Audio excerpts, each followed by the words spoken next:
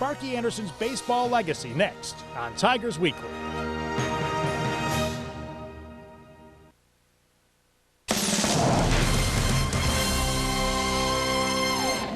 Hello everyone, welcome to Tigers Weekly. I'm Mickey York. You know, there's an old saying in baseball that managers are hired to be fired, and for the most part that's true. But every once in a while someone comes along that truly leaves his mark. For the Detroit Tigers, that man was Sparky Anderson. Those that knew him best told a tale of two distinct personalities: Sparky, the hard-nosed baseball manager, and George, the family man. We'll begin with Sparky, the fourth winningest manager in Major League Baseball history, a man that truly blazed his own trail. Ryan Field now with a closer look at Sparky's baseball legacy. George Anderson was given his nickname back in 1955 when he was a minor league baseball player in the Dodgers farm system. A radio announcer dubbed him Sparky because of his feisty play. The name stuck, but Sparky didn't. With a .218 batting average in his only major league season, Sparky the player didn't exactly leave his mark on the game. But his managerial career, that was a different story. Hired by the Reds in 1969, Sparky was an instant hit. Sit over here with Jonathan. Sit over here, Jonathan. He's smart. Leading Cincinnati to 2 National League pennants, along with another division title in his first 4 seasons. Then in 1975 and 76, the Big Red Machine won back-to-back World Series titles. 2 years later, he was fired, but it didn't take long for him to find work. 7 months later, he was hired as manager of the Tigers. Back in 1979 when he came over, we were somewhat intimidated by him. He had been with the Big Red Machine. We knew what he had accomplished over there, some of the great players that he had managed, and we were trying to be, open ears as much as we possibly could. We knew that this was the right guy to lead us. And lead them he did. Upon seeing his team's young talent for the first time, Sparky boldly proclaimed to the media that his team would be a pennant winner in 5 years. His prediction was right on the money. In 1984, the Tigers dominated all of baseball en route to their first World Series title in 16 seasons. Sparky then became the first manager in big league history to win a title in both leagues. 3 years later, the Tigers were in the playoffs again, finishing with the best record in the big leagues before falling to Minnesota in the ALCS.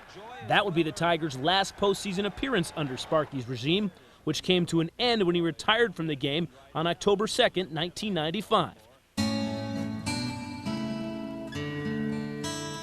Capping off 26 years of enthusiasm, passion, and a genuine love of the game. One day you want to do it, and the next day you don't. It's just time. This is nothing other than time. This city has to change, and it must change for someone else. When it was all said and done, Sparky had won 3 World Series championships and 7 division titles. He retired as the 3rd winningest manager in baseball history, but his true legacy isn't measured in wins and losses. It was his personality that stays with those whose lives he touched. Sparky had an open door policy for me and a closed door policy. That meant the door is open, come on in, close the door, say what you have to say. And he always was so generous in saying, "Are you done, Mr. Gibson?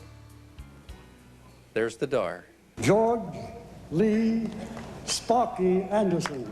The Hall of Fame opened its doors in 2000 as Sparky took his rightful place among the game's elite. His plaque in Cooperstown sums up why he was so successful not only as a manager, but even more so as a person. It reads, "Revered and treasured by his players for his humility, humanity, eternal optimism, and knowledge of the game." There's 2 kinds of manager. One that ain't very smart. He gets bad players, loses games, and gets fired. There was somebody like me that I was a genius. I got good players, stayed out of their way, let them win a lot, and then just hung around for 26 years. Thanks, Ryan. Sparky's popularity brought him to a different kind of spotlight back in December of 1979 when he made a cameo appearance on WKRP in Cincinnati, a television show about a radio station in Cincinnati. Even though Sparky was no longer managing the Reds, the episode showed that the town still embraced him. Check it out as Sparky hits the small screen. Well, all the lines are open. If you got any calls or any questions, just rush them in right away. We've only got an hour and 45 minutes to go. On the episode, Sparky's time as a radio host ended much sooner than his days as the Reds manager. I got my team and you got your team. Hey, I guess that's right. That's right, Arthur, but I really want to thank you. Oh, you don't have to thank me, Sparky. I'm sitting here thanking the man that canned me. I must be nuts. Every time I come into this town, I get fired. First, there may not be a more dominant team in Detroit sports history than the 1984 Tigers. When we come back, how Sparky's boys put the pedal to the metal and never let up.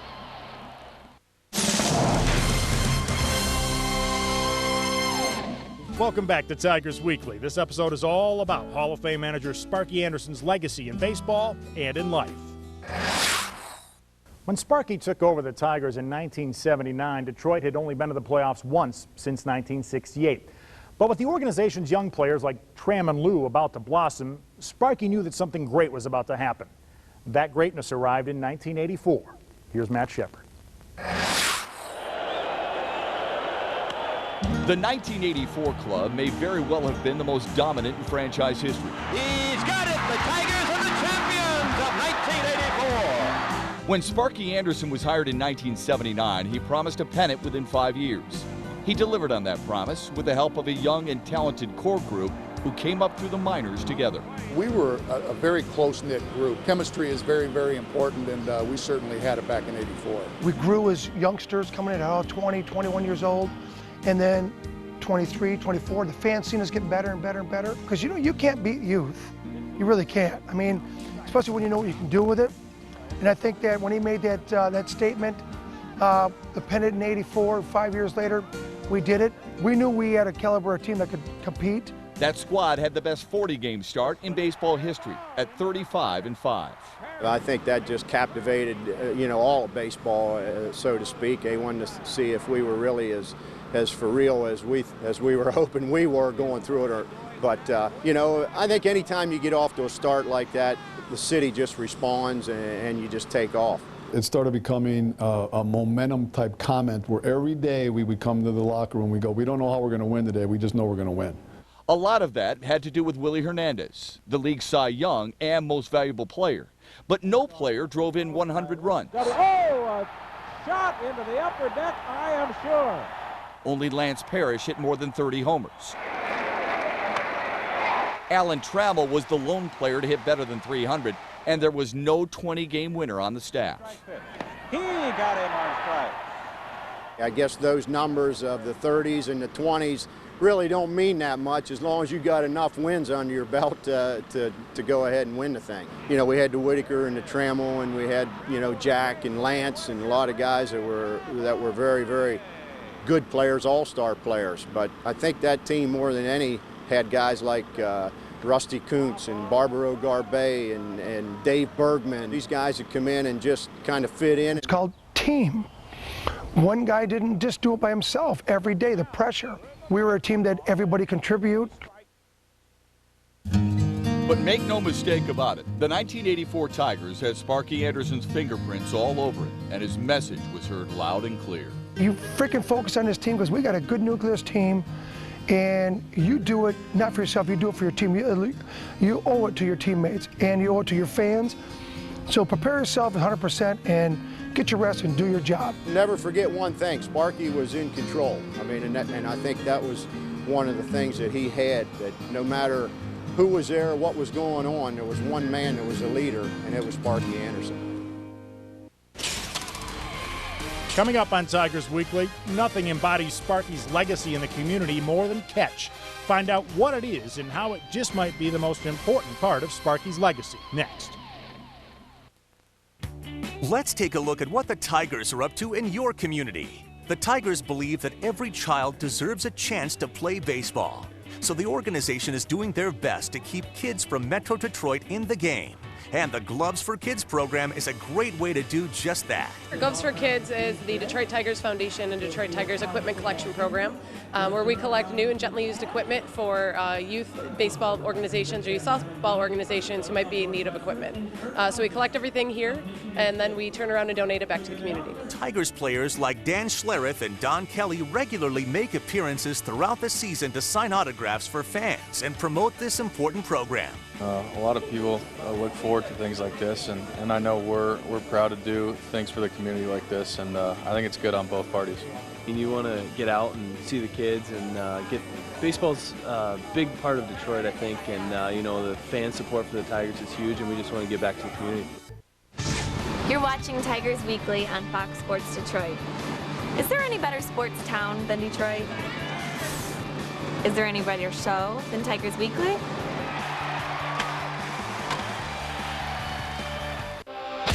Who's your Tiger? Got him! Looking for a bright new star? Catch Alex Avila. Want a dash of excitement? Keep an eye on Brennan Bosch. But if you want the complete package, it's gotta be Miguel Cabrera. Catch all the action when the New York Mets come to town for an interleague showdown. Tuesday, the first 10,000 fans receive a Detroit Tigers military cap. Broadcaster Ernie Harwell. Let's go back in our archives to hear Ernie share a story with us that gives a taste of what Sparky was like off the field. Now, Sparky's picture graced magazines, and his name was in the headlines all across the country. He and I were having breakfast at a hotel in Anaheim when a fan approached our table. "Hi, Sparky," he said. "I'm a great fan of yours. I live in San Diego, but I was in Cincinnati when you managed the Big Red Machine. You have always been my hero, and without a doubt, you are the greatest manager ever." Sparky beamed silently. He listened, and he just nodded his head, and then the man spoke again. "By the way, Sparky, what are you doing these days?" Sparky gave him a polite smile and returned to his eggs and bacon. Sparky always understood the mind of the baseball player and the mind of the baseball fan. The legacy Sparky was most proud of was not his World Series titles or even his induction into the Baseball Hall of Fame. It was Catch. Catch stands for Caring Athletes Team for Children's and Henry Ford Hospitals. Sparky started the charity in 1987, and it's still going strong today. The goal is to improve the overall quality of life for pediatric patients, and over the years, many people have benefited from the organization. Here's Shannon Hogan with more.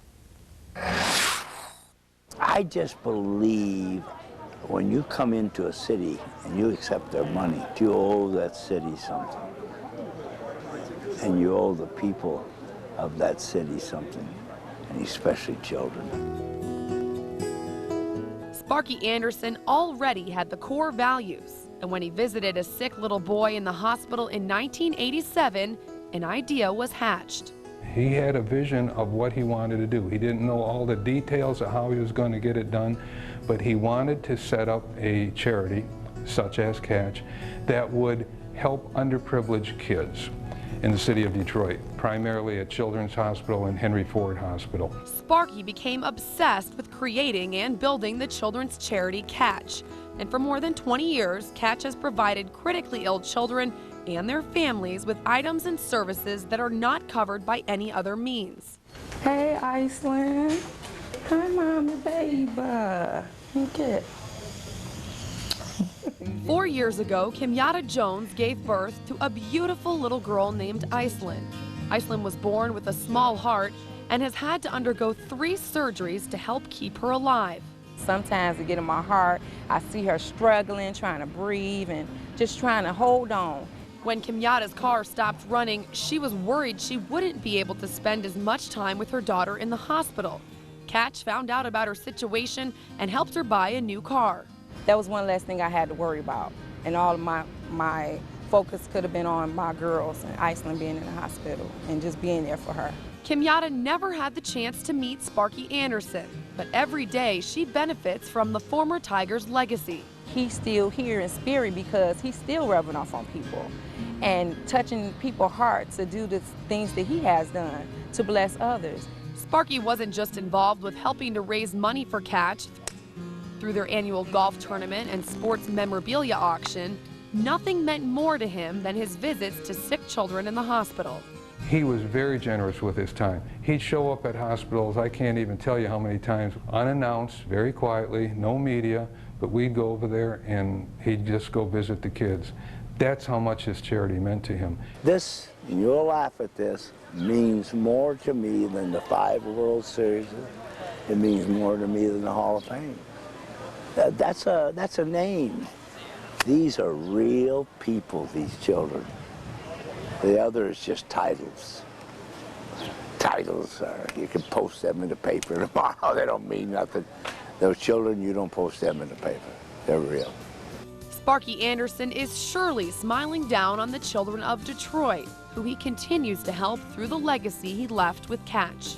I believe so strong, and I believe this so strong. Shouldn't every child at least have a piece, or some little piece, of knowing that somebody cares?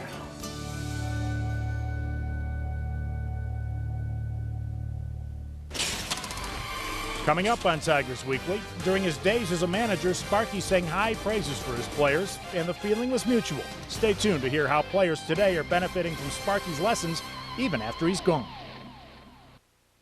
Let's take a look at the upcoming schedule. Welcome back to Tigers Weekly, Sparky's legacy. We've already learned about how Sparky became a baseball Hall of Famer, highlighted by the 1984 World Championship, and his wonderful work with the Catch Foundation. The true definition of a legacy is something that's handed down from the past. That fits Sparky Anderson to a T. He knew how to deal with egos and praise his players in the press, and he was always willing to share his extensive knowledge of the game with anyone that would listen. And his advice about life was no different. For some of Sparky's former players, the roles are now reversed. They're coaching or managing, whether it be in the little leagues or the big leagues. So young players, some who may have never even heard of Sparky Anderson, are currently benefiting from his wisdom. Justin White explains. He's the guy that has had the most impact on me, developing me as a major league player, a person. Sparky Anderson wasn't just a manager. He was a teacher, and like all great teachers, Sparky's wisdom stuck with his students long after they left the classroom. His most lasting lessons weren't about pitch selection or when to bunt. Sparky was a man's man, taught us how to be men. I will tell you that he really didn't teach us a whole bunch about baseball. His coaches did that.